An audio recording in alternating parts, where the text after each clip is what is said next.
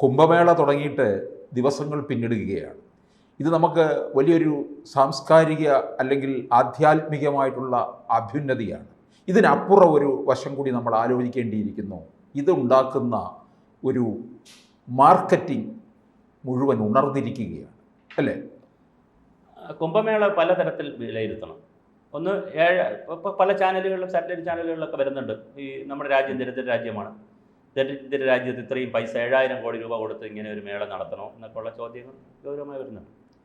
7,000 കോടി രൂപയാണ് എക്സ്പെൻസ് ആയിട്ട് പറയുന്നത്. ഒരു 50 കോടി ആളുകൾ വരുമെന്ന് പറയുന്നത്. പക്ഷേ എന്താ വരുമാനം? 2 ലക്ഷം കോടിയാണ്. ഈ ലോക രാജ്യങ്ങളിലുള്ള ഇത്രയും കോടിക്കണക്കിന് ആളുകൾ വരുമ്പോഴുണ്ടാകുന്ന ഫ്ലൈറ്റ് ചാർജ്, ട്രെയിനിൻ്റെ ടിക്കറ്റ്, അവിടെ നടക്കുന്ന മറ്റ് അനുബന്ധ കച്ചവടങ്ങൾ, ബിസിനസ്, യാത്രാ സൗകര്യങ്ങൾ, അവരുടെ താമസ സൗകര്യങ്ങൾ. ഇപ്പോൾ കേരളത്തിൽ നിന്നൊക്കെ എത്രയോ ആളുകളാണ് പോയിരിക്കുന്നത്. അങ്ങനെ 2 ലക്ഷം കോടി രൂപയാണ് ഇതിൽ വരുമാനം വരുന്നത്. അതൊരു ഭാഗം. രണ്ടാമത് പിന്നെ സാർ സൂചിപ്പിച്ച പോലെ മാർക്കറ്റിങ്ങുമായി ബന്ധപ്പെട്ട കുറേ കാര്യങ്ങളുണ്ട്. അപ്പോൾ ചോദിക്കും സ്പിരിച്വാലിറ്റി മാർക്കറ്റ് അല്ല, ഇത് ഉത്സവത്തിൻ്റെ ഭാഗമായി. ഉത്സവം നടക്കുമല്ലോ. അല്ല, രാജ്യത്തിൻ്റെ വിപണി മുഴുവൻ ഉണരുന്നു എന്നുള്ളതാണ്. നോർത്ത് ഇന്ത്യയിലും യു പിയിൽ ഇപ്പോൾ 2 സംഭവങ്ങൾ കൊണ്ട് അവർ വളരെ സമ്പന്നനായിക്കൊണ്ടിരിക്കുകയല്ലേ. ഒന്ന് അയോധ്യ, വലിയ വലിയ കാശാണ് അവർക്ക് കിട്ടിക്കൊണ്ടിരിക്കുന്നത്. 2 ഈ കുംഭമേള പോലുള്ള കാര്യങ്ങൾ നടക്കുന്നു. അപ്പോൾ അത് സാമ്പത്തിക രംഗത്ത് നോക്കുമ്പോൾ വലിയ സാമ്പത്തിക നേട്ടം അവർക്കുണ്ടാകുന്നു. ലോക രാജ്യങ്ങൾ അവരെ അറിയുന്നു. പ്രയാഗ്രാജിലേക്കൊക്കെ ലോകം ഇങ്ങോട്ട് വന്നിരിക്കുകയാണല്ലോ. ലോക രാജ്യങ്ങൾ അറിയുന്നു. ഇത്രയും അധികം ആളുകൾ ഒന്നിച്ച് ഒരു സീസണിൽ വരുന്ന ഒരു പരിപാടി ഇല്ലല്ലോ, ലോകത്തൊരിടത്തും ഇല്ലല്ലോ സാർ. ഇത് അപൂർവമായിട്ട് നടക്കുന്നതല്ലേ. അപ്പോൾ ആ തരത്തിലുള്ള വലിയ മെച്ചമുണ്ട്. പിന്നെ ഈ കാലഘട്ടത്തിൽ ഭൗതികമായ കുറേ കാര്യങ്ങളും ചിന്തിക്കണം നമ്മൾ. ഭൗതികമായ കാര്യം ചിന്തിക്കണം എന്താണ്? ഇതിൻ്റെ ബേസിക് കഥ എന്താണ്? അസുരന്മാരും ദേവന്മാരും തമ്മിലുള്ള യുദ്ധമാണല്ലോ ബേസിക് കഥ. അമൃതത്തിന് വേണ്ടി അവർ തമ്മിൽ വഴക്ക് കൂടുകയും അത് അവസാനം അതിൻ്റെ കുറച്ച് തുള്ളികൾ അവിടെ വീണു എന്നൊക്കെയാണല്ലോ കഥ. നന്മയാണല്ലോ ഇതിനകത്തുള്ളത്. അപ്പോൾ ഈ കാലത്ത് എന്തുണ്ട്? അസുരന്മാരും ദേവന്മാരും ഈ കാലത്തുണ്ടല്ലോ. കുടുംബം എടുത്താലുണ്ട്, ഓരോ മനുഷ്യരെടുത്താലുണ്ട്. അവൻ്റെ ഓരോ ഇപ്പോൾ സാറിൻ്റെ എൻ്റെയും ആരുടെ മനസ്സെടുത്താലും 2 ചിന്തയുണ്ട്. ഒരു അസുര ചിന്തയുമുണ്ട്, ഒരു ദേവചിന്തയുമുണ്ട്. നന്മയുടെ ഒരു ചിന്തയുമുണ്ട്, ഒരു മോശം ചിന്തയും ഉണ്ടല്ലോ. എല്ലാവരുടെ മനസ്സിലുമുണ്ട്, സമൂഹത്തിലുമുണ്ട്, കുടുംബത്തിലുണ്ട്, നാട്ടിലുണ്ട്. 80% വരുന്ന 100% വരുന്ന സ്വത്തിനെ 20% വരുന്ന കോർപ്പറേറ്റുകളാണ് ലോകത്തെ ഭരിക്കുന്നത്. അസുരന്മാരാണ് അവർ, എൻ്റെ ഭാഷയിൽ പറഞ്ഞാൽ. ബാക്കി 80% ദേവന്മാരാണ്, പാവങ്ങളാണ്. അവർക്ക് കിട്ടുന്നില്ലല്ലോ. രാഷ്ട്രീയം നിങ്ങൾ എടുത്ത് നോക്കൂ. ബ്രാഞ്ച് കമ്മിറ്റി CPM എടുക്കൂ, അല്ലെ CPI എടുക്കൂ, RS ബ്രാഞ്ച് കമ്മിറ്റി മുതൽ പ്രവർത്തിച്ച് വരുന്ന ദേവന്മാരെ പോലുള്ള, വളരെ PK ഗുരുദാസനെ പോലെയുള്ള, പാലോള മോദിക്കുട്ടിയെ പോലുള്ള വളരെ സാധുക്കളായ പ്രവർത്തകർ കയറി വരുന്നു. അപ്പോഴാണ് കുറേ അസുരന്മാർ, ബ്രിട്ടാഷ് മോഡലിലുള്ള അസുരന്മാർ വന്നിറങ്ങുന്നു. അത് വളരെ കൃത്യമാണ് ഈ കാലഘട്ടത്തിനെ പറ്റിയ ഒരു ചിന്തയാണത്. മതസംഘടനകളെടുക്കൂ, NGO സംഘടനകളെടുക്കൂ. അപ്പോൾ അസുരന്മാരും ദേവന്മാരും എല്ലാ കാലത്തും ഉണ്ട് സമൂഹത്തിൽ. അസുരദേവ യുദ്ധമാണ് മനുഷ്യജീവിതം. നന്മയും തിന്മയും തമ്മിലുള്ള സംഘട്ടനമാണ്. അതിൽ കുംഭമേളയിൽ സംഭവിക്കുന്ന എന്താണ്? ഇതൊരു പുണ്യസ്ഥലമായതുകൊണ്ട് ഒരു നൂറ്റാണ്ടുകൾക്ക് മുമ്പ് അല്ലെങ്കിൽ വർഷങ്ങൾക്ക് മുമ്പ് ഇങ്ങനെ ഒരു ദ്വന്ദ്വയുദ്ധം അവിടെ നടന്നിരുന്നുവെന്നും അസുരന്മാരും ദേവന്മാരും തമ്മിൽ തർക്കിച്ചിരുന്നുവെന്നും അവിടെ നന്മയുടെ കുറേ അംശം അവിടെ ഉണ്ടെന്നും ആ നദിയിലെത്തി, ഗംഗയാറിലും യമുനയിലും പ്രയാഗ്രാജ് പോലുള്ള അവിടെ എത്തി, ഹരിദ്വാറിലൊക്കെ എത്തി കുളിച്ചാൽ എന്ത് പോകുമെന്നാണ്? മുങ്ങുമ്പോൾ നന്മ വരികയും തിന്മ പോകുമെന്നാണ്. ഇതാണ് എൻ്റെ സങ്കല്പം. അപ്പോൾ തിന്മ പോകും അവിടെ നിന്ന്, എന്നിട്ട് കുളിച്ച് വരുമ്പോൾ നന്മ വരുമെന്നാണ്. ഇതെല്ലായിടത്തും ആഘോഷിക്കണം. ഞാൻ പറഞ്ഞ കരമനയിലൊക്കെ ആഘോഷിക്കേണ്ട സമയമായിപ്പോൾ. ഇതിപ്പോൾ ശബരിമല സീസൺ വരുമ്പോൾ നമ്മൾ എല്ലായിടത്തും ഈ അയ്യപ്പൻ കഞ്ഞി ഭജനയൊക്കെ നടത്തുമല്ലോ. അതുപോലെ കുംഭമേള നടക്കുമ്പോൾ ശരിക്കും ഇത് ചെയ്യേണ്ടിയിരുന്നത് എന്താണ്? ഇതാരും ചെയ്യുമെന്നുള്ളതായിരുന്നില്ല. ഹിന്ദു സമൂഹം ചെയ്യേണ്ടിയിരുന്നത് ഇവിടുത്തെ എല്ലാ സ്ഥലങ്ങളിലും ഇതിൻ്റെ അനുബന്ധ സ്നാനങ്ങൾ നടത്തണമായിരുന്നു, അവിടെ മാത്രമല്ല. അപ്പോൾ അത് വളരെ ഗൗരവമായിട്ട് നടക്കുന്ന ഒരു കാര്യമാണ്. നന്മയും തിന്മയും തമ്മിലുള്ളൊരു പോരാട്ടമാണ്. അപ്പോൾ ഒരു വശത്ത് മാർക്കറ്റിംഗ്, സാർ പറഞ്ഞ പോലെ ഭൗതികമായ കാര്യങ്ങൾക്ക് നേട്ടമുണ്ടാകുന്നു, രാജ്യത്തിന് പ്രശസ്തി ഉണ്ടാകും, ഈ മേഖലയിൽ പ്രശസ്തി ഉണ്ടാകുന്നു, ലോകമാകെ ആത്മീയമായി ഇങ്ങോട്ട് ചിന്തിക്കുന്നു. അതൊരു വശത്ത്. പക്ഷേ ഈ ഇടതുപക്ഷ ബുദ്ധിജീവികൾ മനസ്സിലാക്കുന്നില്ല, ഇതിലൂടെ രാജ്യത്ത് ഉണ്ടാകുന്ന ഈ ഒരു സാമ്പത്തിക വിനിമയം വളരെ വലുതാണ്. അതിലൂടെ ബിസിനസ് ലോകം മുഴുവൻ ഉണർന്നു നിൽക്കുകയാണ്.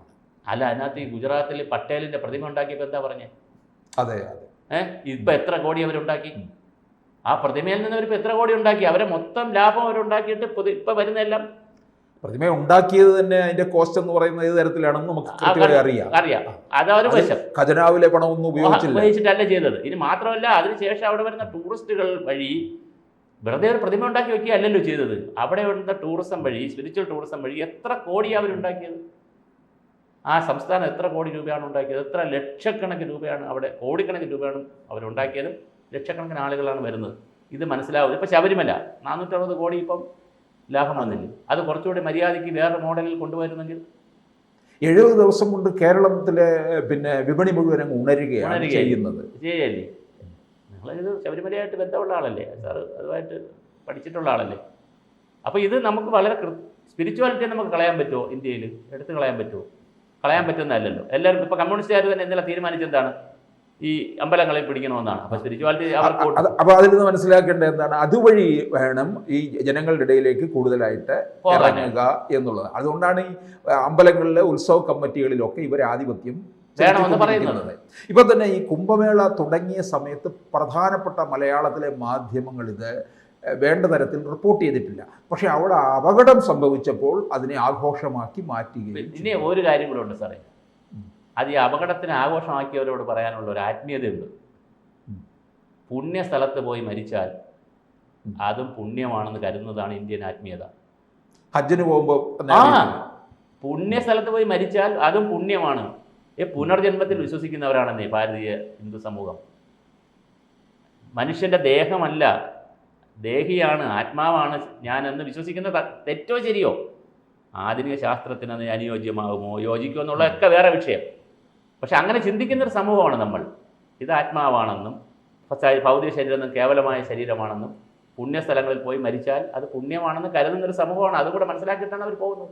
എനിക്ക് തോന്നുന്നു ഇന്നത്തെ പ്രധാനമന്ത്രി തന്നെ അവിടെ വന്ന് ഈ സ്നാനം നടത്തി. പിന്നെ ഇനിയിപ്പോൾ ലോകം ഒന്നുകൂടി ഇതിനെ കാണാൻ തുടങ്ങും. എല്ലാ ചാനലുകളും പത്രങ്ങളും എല്ലാം ഇത് വിലയിരുത്തുമല്ലേ. കാരണം നരേന്ദ്രമോദി അല്ലാതെ തന്നെ ഏത് സംഭവത്തിലും ലോകത്ത് എന്ത് സംഭവം ഉണ്ടാകുമ്പോൾ മോദി എന്ത് പറയുന്നു, ഇന്ത്യ എന്ത് പറയുന്നു എന്നാണ് കാതോർത്തിരിക്കുന്നത്.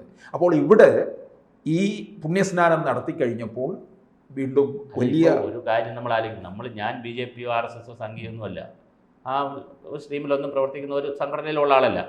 മോദിയൊക്കെ എത്രയോ ഭാഗ്യം ചെയ്ത ആളാണ്. അയോധ്യയിൽ പ്രതിഷ്ഠ നടത്താനുള്ള അവസരം കിട്ടുന്നു. അദ്ദേഹത്തിൻ്റെ ഭരണകാലയളവിൽ തന്നെ അവിടെ എന്ത് നടക്കുന്നു, പ്രയാഗ്രാജിൽ ഇത് നടക്കുന്നു, കുംഭമേള നടക്കുന്നു. അപ്പോൾ ഇതൊക്കെ ഒരു മനുഷ്യനെന്നുള്ള നിലയിൽ മഹാഭാഗ്യമല്ലേ, ഒരു ഭരണാധികാരിക്ക് കിട്ടുന്ന മഹാഭാഗ്യമല്ലേ, വിശ്വാസി ആയതുകൊണ്ട്. അദ്ദേഹം വിശ്വാസി കൂടെ ആയതുകൊണ്ടാണ്. ഇപ്പം നെഹ്റു ആണെങ്കിൽ ഭാഗ്യത്തിൻ്റെ കാര്യമില്ല, നെഹ്റുവിൻ്റെ പോയിന്റ് ഓഫ് വ്യൂവിൽ ചിന്തിച്ചാൽ അത് ഭാഗ്യമല്ലല്ലോ. പക്ഷേ ഒരു വിശ്വാസിയായി നിൽക്കുന്ന ഒരാളിന്, രാജാവ് വിശ്വാസിയായിരിക്കുന്ന രാജാവിന്, അല്ലെങ്കിൽ വിശ്വാസിയായിരിക്കുന്ന പ്രധാനമന്ത്രിക്ക് അദ്ദേഹത്തിൻ്റെ ഭരണകാലയളവിൽ വളരെ പ്രധാനപ്പെട്ട 2 സംഭവങ്ങളിൽ കാർമ്മികത്വം വഹിക്കാൻ അദ്ദേഹത്തിന് അവസരം കിട്ടുന്നു. ലോകത്തെ മുഴുവൻ ഇങ്ങോട്ട് ശ്രദ്ധ തിരിപ്പിക്കാനുള്ള വിദേശ സർവകലാശാലകളിൽ നിന്ന് ഗവേഷകർ എത്തിക്കഴിഞ്ഞു എന്നാണ് പറയുന്നത്. ഇതിനെക്കുറിച്ച് പഠനം എങ്ങനെയാണ് ഇത്രയും ജനങ്ങളെ അവിടെ ആകർഷിക്കുന്നത്? സാറേ, നദിയേ ഉള്ളൂ അവിടെ, അമ്പലമില്ല. സാർ മനസ്സിലാക്കുക, അവിടെ ഒരു അമ്പലമില്ല. ഇപ്പം മെക്ക മെദീന പോലെ പോയി പറയാൻ ഒരു സ്ഥലമില്ല അവിടെ. അമ്പലത്തിൽ ഈ നദിയിൽ കുളിക്കാനാണ് വരുന്നത് ആളുകൾ. എന്ത് ചെയ്യാണ് അവിടെ ചെയ്യുന്നത്? പ്രകൃതിയോടുള്ള ഒരു താതാത്മ്യം 100% ജലവുമായി സ്നാനം ചെയ്യും. അതല്ലേ ഞാൻ പറഞ്ഞ സാറേ, നമ്മൾ കുളിക്കുമ്പോൾ പഞ്ചഭൂതങ്ങളിൽ ഒന്നല്ലേ. മാത്രമല്ല സാറേ, നമ്മൾ കുളിക്കുമ്പോൾ എന്താ സംഭവിക്കുന്നത്? നമ്മുടെ ശരീരത്തിലെ മുഴുവൻ അഴുക്കും പോകാനാണല്ലോ കുളിക്കുന്നത്. അതുപോലെ മനസ്സിലെ അഴുക്ക് പോകാനാണ് ഈ സ്നാനം. മനസ്സിലെ അഴുക്കെന്ന് പറയുന്നത് തിന്മയാണ്. ആ തിന്മ കളയാൻ വേണ്ടിയിട്ടാണ് നമ്മളിവിടെ കുളിക്കുന്നത്. ഇതിനകത്ത് കൊണ്ടുപോയിട്ട് മുക്കണം. ശരിക്കും അതല്ലേ പറയാം, മാമോദീസ വെക്കും പോലെ ബ്രിട്ടാസൊക്കെ ഇതിൽ പോയി ഒന്ന് കുളിച്ച് കുറച്ച് ദിവസം ഈ ധ്യാനമൊക്കെ ഒന്ന് ചെയ്ത്, ചെറിയ യോഗയൊക്കെ പഠിച്ച് ധ്യാനമൊക്കെ ഒന്ന് ചെയ്ത് കഴിഞ്ഞപ്പോൾ ബ്രിട്ടാസൊക്കെ നല്ല ഉഷറായിട്ട് വരും. അത് വരേണ്ടതാണ്. ഇത് പഠിക്കുക എന്നുള്ളതാണെന്നേ. ആത്മീയ അന്വേഷണം എന്നൊക്കെ പറഞ്ഞാൽ നല്ല സുഖമുള്ള സാധനമാണ്. അത് ഈ പറയുന്ന പോലെ ബഹളമുള്ളൊരു വസ്തുവല്ല അത്. തീർച്ചയായിട്ടും ഇത് ഗൗരവമായി ലോകം ചർച്ച ചെയ്യുന്നുണ്ട്, ചർച്ച ചെയ്യപ്പെടേണ്ട വിഷയമാണ് സാർ. കൂടുതൽ വാർത്തകളും വിശേഷങ്ങളും നിങ്ങളിലേക്ക് എത്താൻ ABC മലയാളം സബ്സ്ക്രൈബ് ചെയ്യുക, ബെൽ ബട്ടണും അമർത്തുക.